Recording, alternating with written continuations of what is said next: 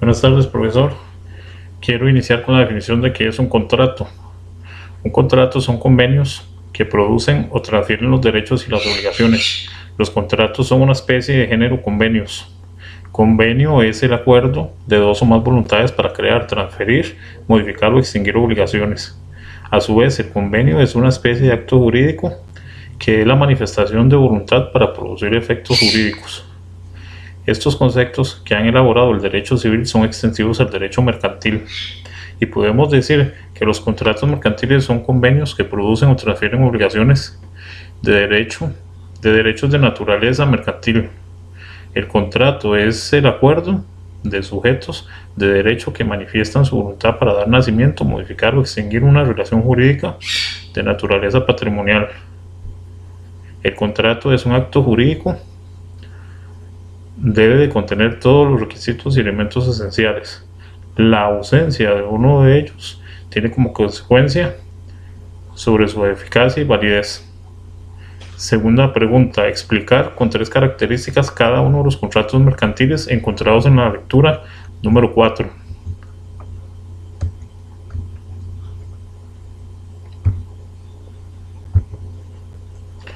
Compra-venta. La compra-venta tiene una inmensa importancia en las relaciones económicas y de los hombres. La circulación de bienes obedece en su casi totalidad a este dispositivo legal. 2. El vendedor está obligado a la entrega de la cosa y el comprador a pagar el precio pactado, según los términos y modos pactados. 3. En caso de que el vendedor incumpla con la entrega de la cosa, el comprador podrá plantear la resolución del contrato o accionar compulsivamente para su cumplimiento. El contrato de préstamo mercantil. 1. Es el contrato por el cual uno de los contratantes obliga a transferir la propiedad de una suma de dinero y el otro se obliga a devolverlo en la misma especie. 2. El código distingue 3 modalidades de préstamo. En forma general, se entiende en dinero o préstamo de bienes no fungibles. Artículo 506 del Código de Comercio. 3. Los préstamos de sumas de dinero y títulos valores establecen, en los casos de incumplimiento o pago tardío, la cancelación de intereses convencionales o legales. La fianza. 1. Cuando de la celebración de un contrato una de las partes resulta acreedora de la otra, el cumplimiento de los deberes depende de su solvencia. Muchas veces para garantizar esa solvencia se pide una fianza. 2. Sujetos quienes realizan el contrato. Fiador es quien garantiza el pago de la deuda contraída por un tercero. Acreedor es quien acepta el ofrecimiento o el compromiso que contrae el fiador. Y deudor es ajeno al contrato de fianza. Estos son algunos conceptos sobre este contrato de fianza. Reales. El acreedor puede ofrecer las siguientes garantías reales: gravar un bien del deudor con un derecho real de hipoteca prenda. Personales, ampliar la responsabilidad del contrato a otras personas. Por si falla el deudor, otra persona responde. Prenda mercantil. 1. La prenda mercantil es un derecho real constituido sobre un bien mueble, enajenable para garantizar el cumplimiento de una obligación. Está contenido en el artículo 530, el cual dice que el contrato de prenda servirá para la garantía de toda clase de obligaciones con sujeción a las reglas de los artículos siguientes, excepción hecha de préstamos que hagan las casas de empeño, así como los almacenes generales de depósito que se rigen por disposiciones especiales. 3. Cualquier tipo de obligación se garantiza por medio de prenda. Este contrato hay que realizarlo en escritura pública e inscribirlo en el registro cuando el bien objeto de la prenda quede en poder del deudor. El contrato de depósito mercantil. 1. Es el contrato por el cual el depositario se obliga hacia el depositante a recibir una cosa que éste le confía y guarda para restituirla cuando lo pida el depositante. 2. Las obligaciones del depositario son las siguientes: conservar la cosa, custodiarla, restituir.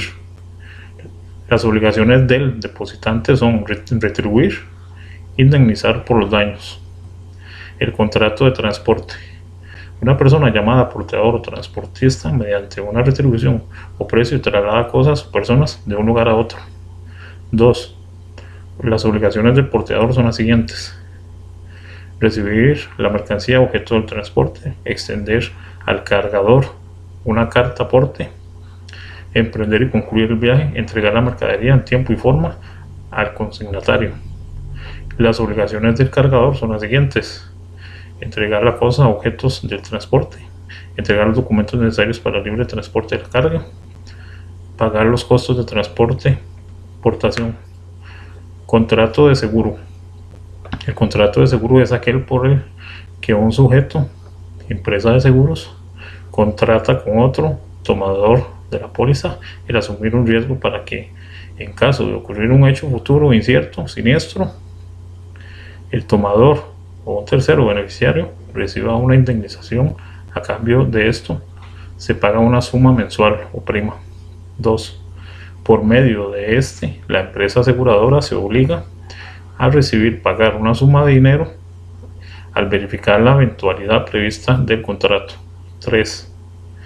Existe un contratante, que es la persona que contrata el seguro de la empresa aseguradora. El contratante puede ser el asegurado o un tercero, pero en todo caso el contratante debe tener un interés asegurable para que el contrato sea válido. Cesión de créditos. 1. Habrá cesión de crédito cuando una de las partes se obliga a trasladar a otra parte el derecho que le compete frente a su deudor, entregándole el título del crédito. 2.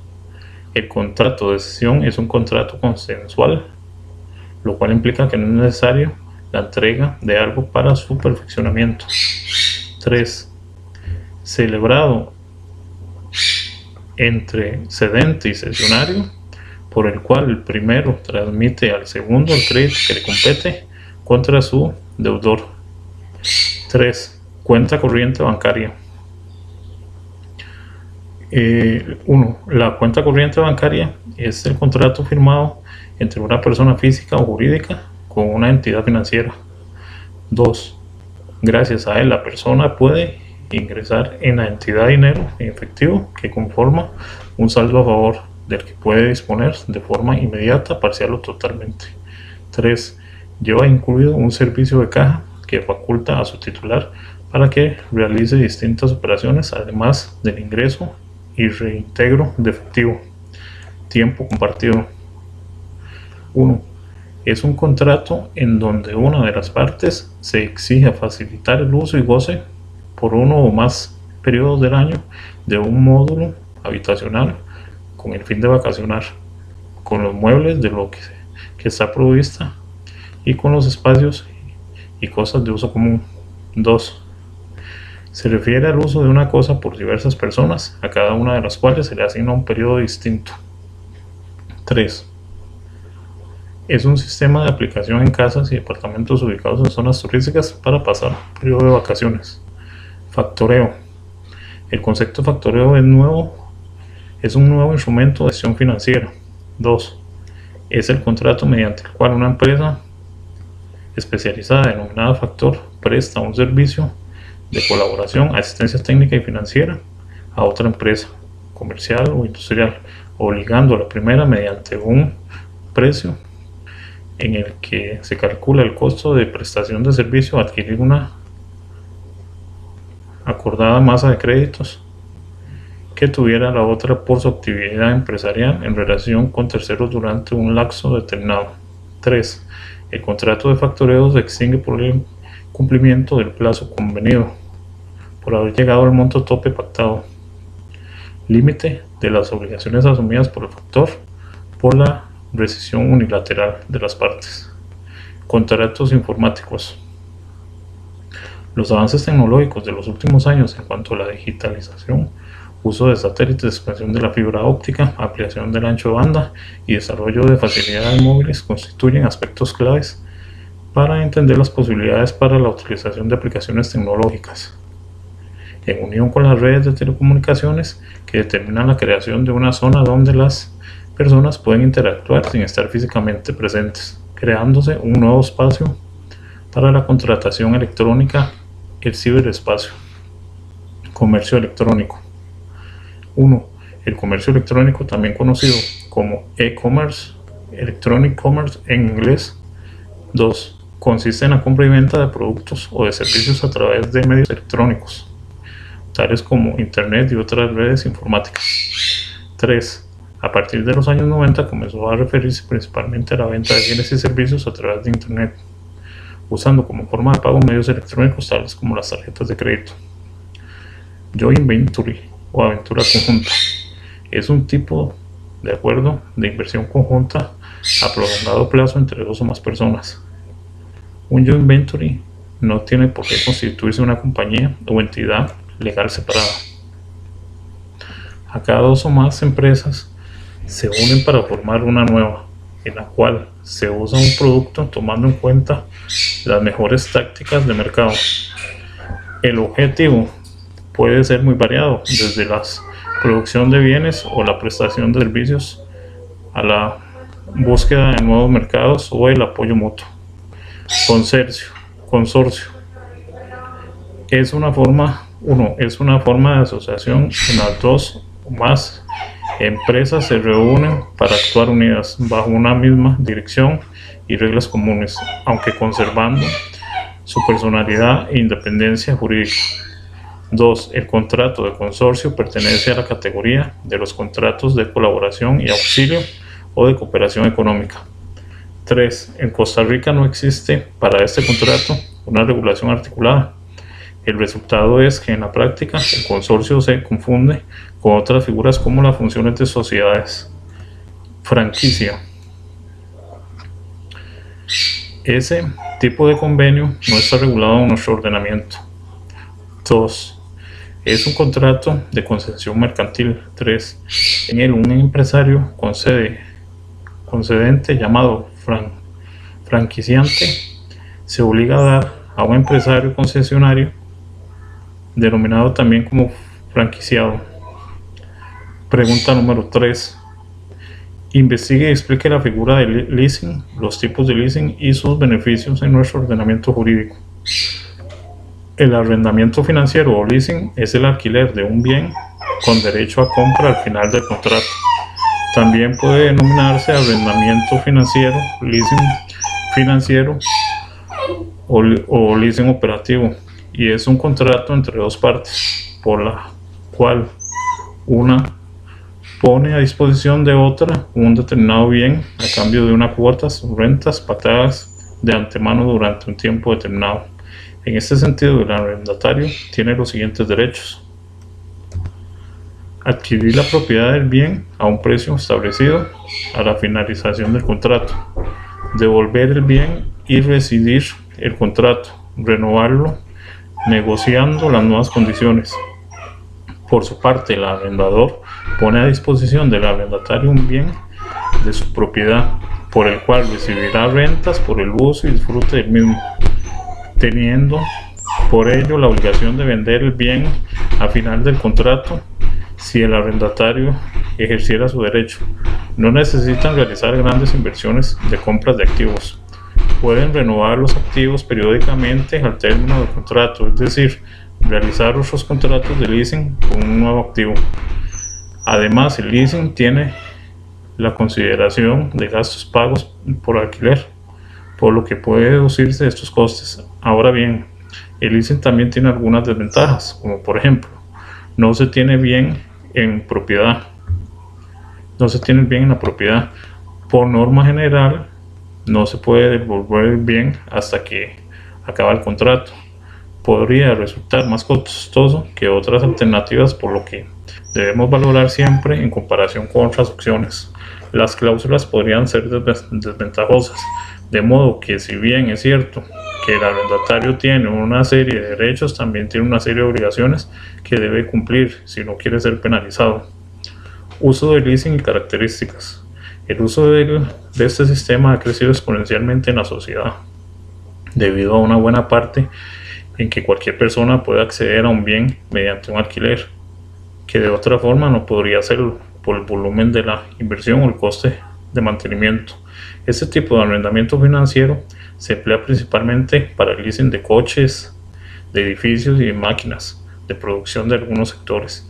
En este caso, y salvo que se pacte lo contrario, todos los gastos de mantenimiento corren por cuenta del arrendador propietario, mientras que el arrendatario tan solo debe hacerse cargo del pago de una cuota anual, incurriendo el propietario en el buen estado del bien, los servicios y costes imprevistos.